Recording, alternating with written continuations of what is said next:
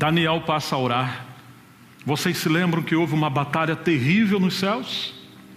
Você se lembra daqueles principados e potestades que vieram impedir os mensageiros enviados do trono do Senhor? O povo não estava apenas preso em Babilônia, no sentido geográfico político.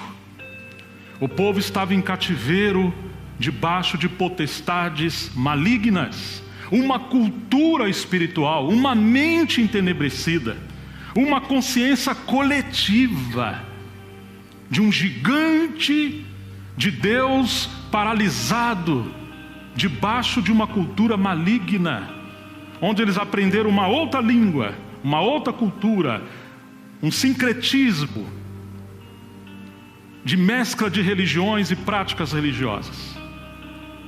E a glória de Deus havia ido embora. Isso são espíritos que trabalham no meio da cultura, especialmente na cultura religiosa. Agora você encontra essa guerra nos céus. E Daniel está orando. E a resposta dessa intercessão, logo em seguida nós vemos Deus despertando o coração do rei Ciro, o espírito do rei Ciro. Ciro foi diferente de Nabucodonosor.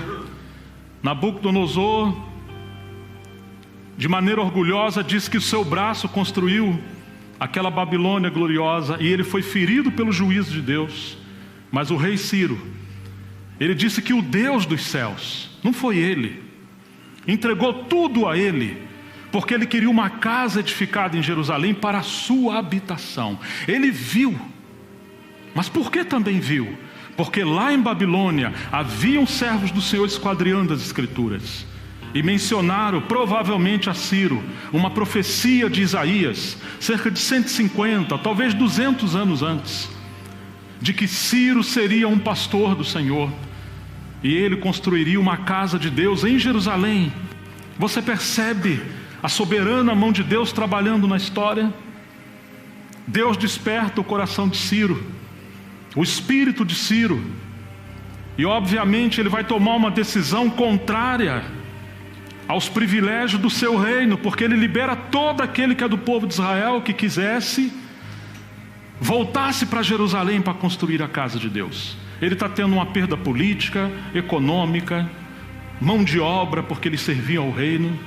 Isso é somente possível com a intervenção de Deus na história. Mas apesar disso, um remanescente muito pequeno voltou. E quem era aquele remanescente? Um remanescente cujo espírito de cada um foi despertado. E eles foram voluntários em voltar ao Senhor. Oh, irmãos, o inimigo trabalha para manter o nosso espírito adormecido. Aonde o Espírito Santo habita em você, o inimigo quer enclausurar o Espírito Santo, aprisioná-lo, tirar a unção, tirar a consciência de Deus, para nos tornarmos religiosos. E Deus se move, mas não pode se mover por meio de nós, se estivermos apenas tranquilos em nossa comodidade. Graças ao Senhor que um remanescente voltou, e nisso nós podemos ver o mover do Senhor nos céus e um povo, um remanescente na terra acompanhando o Senhor. E eles começaram a reedificar primeiro o altar, depois os fundamentos, e a casa de Deus está sendo edificada. Vocês se lembram que havia bastante luta. Quando chegamos no capítulo 4 de Esdras, não precisa abrir, no versículo 16, diz que a obra de Deus parou. Esdras era um escriba, e ele está relatando a história. E aquele que relata a história, ele conta fatos. Mas quando você encontra um profeta contando o que aconteceu, você vai perceber que ele não está contando as coisas no aspecto político histórico. Ele vai entrar no cerne da questão. Ele vai discernir o mundo espiritual. A obra de Deus parou ali por causa de oposição política. E o povo desanimou cerca de 16 anos. Mas quando você encontra Zacarias, porque depois que a obra para no capítulo 4, no capítulo 5, verso 1 de Esdras, diz que Deus enviou 2 profetas. Quem foram? Vocês lembram? Ageu e Zacarias, um ancião da primeira geração que viu aquela casa antes do cativeiro, e Zacarias. E você lembra que Ageu tem um livro. Quantos capítulos temos em Ageu? São 2.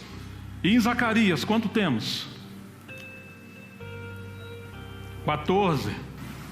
Deus usa anciãos e Deus usa profetas mais novos.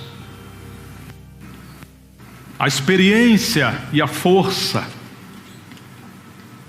a vitalidade do mais novo. Ai do mais novo sem os mais velhos, e ai dos mais velhos sem os mais novos, para deixar uma sucessão geracional, uma continuidade da obra de Deus.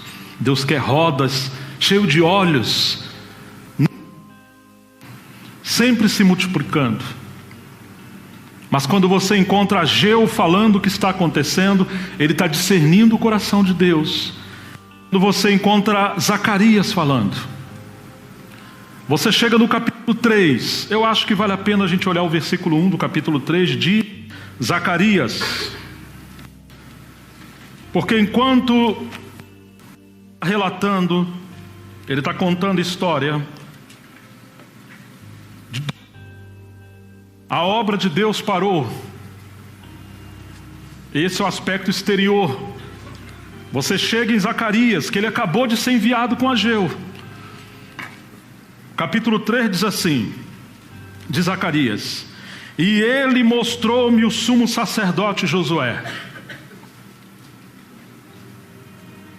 o qual estava diante do anjo do Senhor, e Satanás estava à sua mão direita para se lhe opor. Mas o Senhor disse a Satanás: o Senhor te repreenda, ó Satanás. Sim, o Senhor que escolheu Jerusalém te repreenda. Não é este um tirado do fogo? Irmãos, quando você olha o aspecto exterior, você encontra, vamos dizer, o sentido exterior da coisa. Houve uma oposição, houve uma oposição política, houve um desânimo do povo, mas quando você encontra um profeta, ele está vendo Satanás se opondo diante do servo do Senhor, para lhe barrar o caminho. Nós muitas das vezes não entendemos por que a obra de Deus fica paralisada, por que tantos problemas sucedem, por que há um atrofiamento, por que obras ou ministérios do Senhor tem um início com tanta vitalidade e depois coisas terríveis acontecem. Nós precisamos considerar essas coisas, porque pode haver, e quase sempre é assim, infiltrações de espíritos enganadores, levando-nos a perder a direção do Senhor, fazendo coisas boas, às vezes fazendo coisas certas, mas somos nós que estamos no controle. Que Deus precisou enviar 2 profetas para romper com essa opressão, apregoar exortações e chamar o povo de Deus de volta. Será que você percebe que nós estamos numa guerra? Você percebe um nível de opressão nesses dias, de oposição nesses dias? E o Senhor agora abre os olhos de Zacarias. Zacarias está vendo essa batalha espiritual, e trouxe palavras como espada cortante, que está desfazendo coisas no mundo espiritual, e está avivando pela graça de Deus a obra do Senhor. Nós precisamos voltar a isso.